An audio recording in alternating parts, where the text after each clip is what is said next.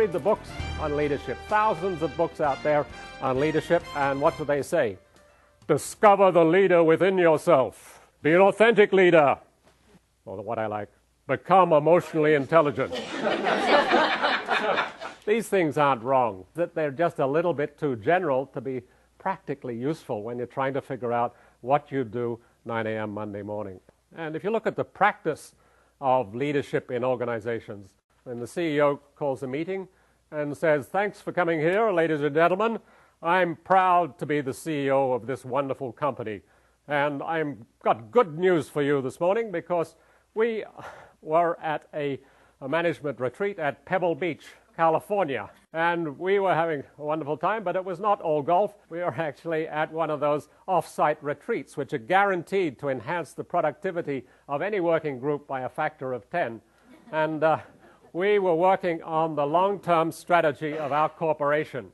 Long-term strategy of our corporation. Some of you have been wondering when it's ever going to be finished. It's been working on it for a couple of years. But I'm glad to announce we have come to closure on our long-term strategy for the organization. And what's the long-term strategy of our organization? We're going to do the same goddamn thing we've been doing for the last 20 years, only going to do it cheaper and quicker and better, okay? Lynn, you have a bit of a worried look on your face. Let me tell you what it means for you. You're going to go back and you're going to squeeze the fat out of all your processes. You're going to work in teams and you're going to value your client like there's no tomorrow, okay? Okay. And one other thing, don't screw up. And if you make any decision before that, check with me.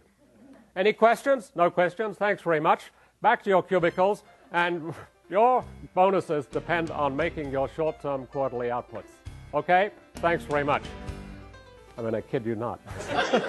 We've all seen this kind of leadership in organizations.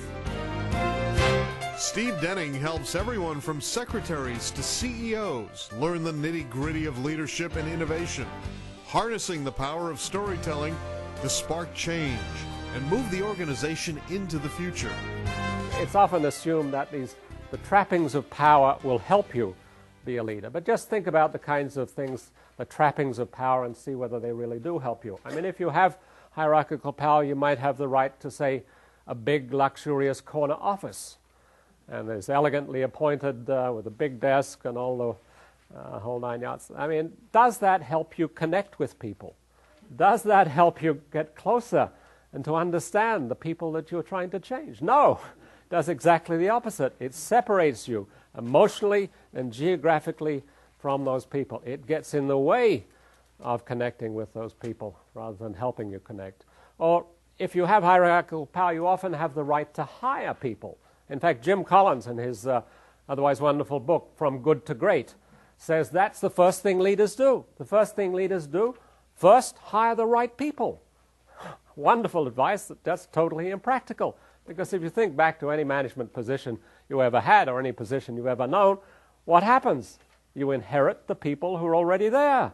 And you might have the chance to hire the odd person here and there. And eventually over time you might be able to hire the right people. But by then, the game is being played. By then, the die is cast. By then, you're on a path that's very difficult to change. So Jim Collins' wonderful advice to first hire the right people.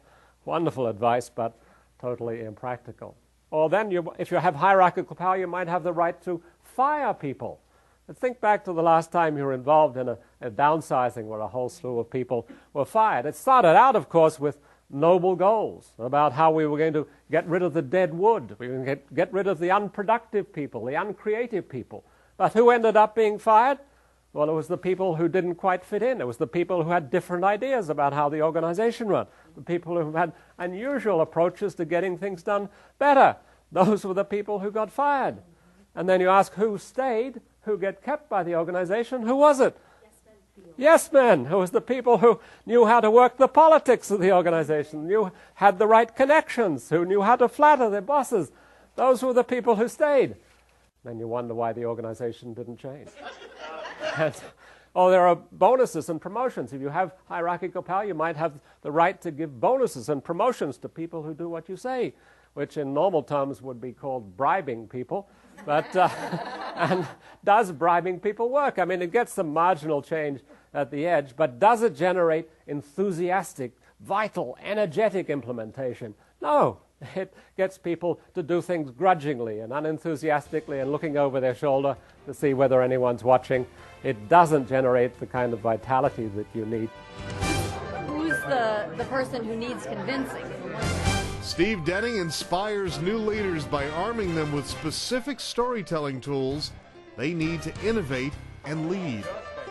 There's nothing new about leadership which is about doing more of the same. What is new is the world economy is now changing so fast and so thoroughly that more of the same strategies and top-down leadership basically don't work anymore.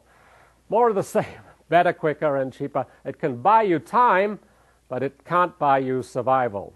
And in fact, it's the path to disaster of your private sector organization, Chapter 11, or hostile takeover. Your public sector, and I was working with a public sector organization the other day, and they said, Steve, I mean, Chapter 11 doesn't bother us because we're created by statute.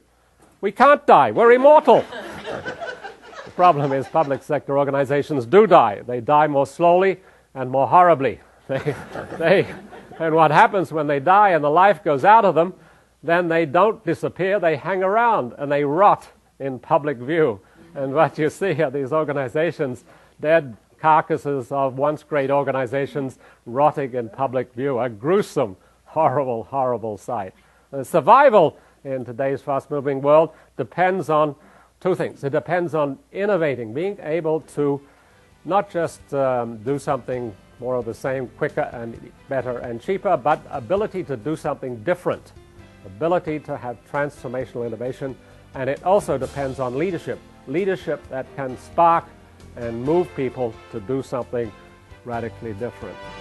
And Steve Denning, helping people and organizations lead and innovate by learning the secrets of business narrative.